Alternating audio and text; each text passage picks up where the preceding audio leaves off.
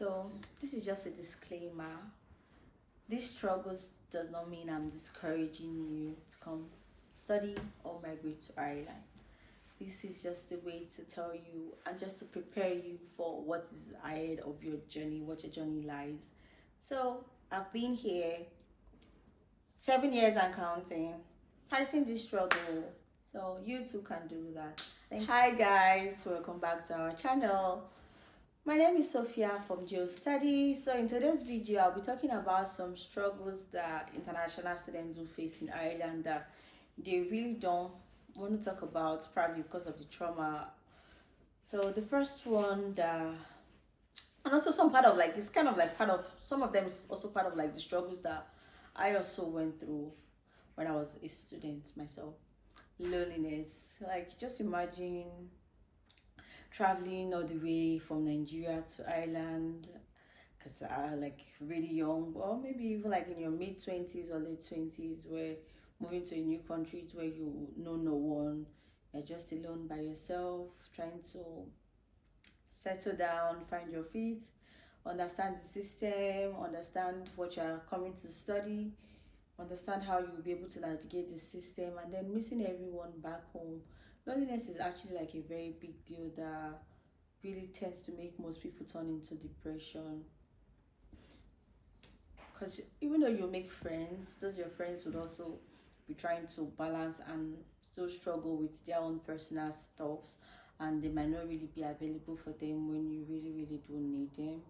And even when they start working, they'll have limited availability to hang out. Like, even now that like me and my friends were all working, it could take like 2-3 months for us to be able to plan a hangout, and then the thing would actually even work out, because something last minute could happen, work, family, personal lives. So loneliness is kind of like a very big deal for um as an immigrant, regardless whether you're a student or you're working. Yeah, so that's one of the major struggle. And then financial pressure as well. You've moved to a new country, you've moved to Ireland, your family back in Africa, in Nigeria, they're already looking up to you. They're expecting you to send money back home, they're expecting you to do one or two things back home.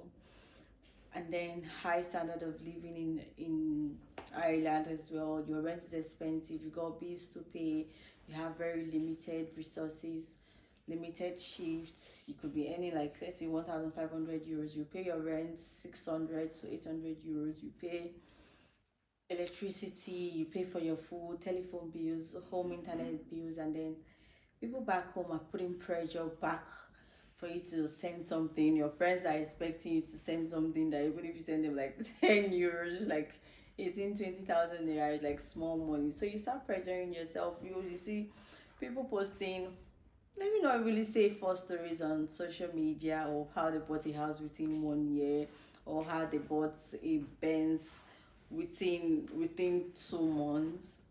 You then start pressuring yourself and not really like enjoying your moment. You start saying, oh, what am I doing wrong? What do I need to do? What do I need to do right? So those kind of unnecessary financial pressure will just start telling on you. And most times you want to also live above your means, hence making you live paycheck to paycheck, or even in debt. So take a step back and just enjoy the process, and try to like budget your finances, understand where your money is going to, and just be able to like take out the noise and just process everything that is happening. Anyone asks you for money, just say, "Ah, I don't have it." It's not gonna kill you. And then another one is accommodation crisis.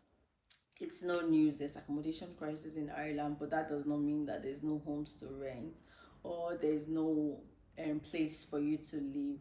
It just means that you also need to like increase how much you're going to be budgeting for rent and some other utilities. Accommodation crisis is a big deal. At some point in my life, I think that was like in 2022, I was I was homeless myself. I had to go to friends. So accommodation is a very big deal. Getting a decent apartment is more stressful than getting your dream job, for lack of better word. So yeah, you also have to put that in mind, because the place you could be looking to rent is very far from your job or your school, so tending to make sacrifices for one and trying to just literally just balance everything. And then another thing is the difference within the academic system. I don't want to say too much, so it won't be like I'm talking down on the school that I did my BSc from. But it's a completely different system here. You have to actually be interested in doing that program that you want to study. So don't just take a program that an agent or even me is going to suggest for you. Take your time and actually read the course that you want to come study in Ireland for your master's, undergraduate, or higher diploma program. Understand if you have the capacity to actually do that course, because if you don't, better you change it, because some schools you have to write exams. You could write up to 3 to 4 exams per semester. Some schools if you write just one, and some courses or some schools you have no exams. So take your time to actually do your research and understand what is needed for you to be able to pass that program, because you can't be paying between 13,000 to 20,000 euros and then you want to graduate with a pass or graduate with a certificate that you will not be able to use. You have to actually be interested and not just like do copy and paste assignments. Those things actually do check for plagiarism and all of that. So understanding what you want to study and all. Another one is still mental stress. Loneliness can deal with the mental stress. Financial pressure can also cause mental stress. You could be suffering from isolation as well, and also burnout from work. I know, like, in as much as you want to make money, you also have to do a job that you have the ability to do. And don't just take on too many unnecessary shifts because you want to make more money. The more shifts you take on, the more tax you're going to pay, and the more stress and burnout you're going to be suffering from. And if anything should happen to you, maximum 24 hours, your employer has forgotten about you and has given that your shift to someone else that would be begging to take it. So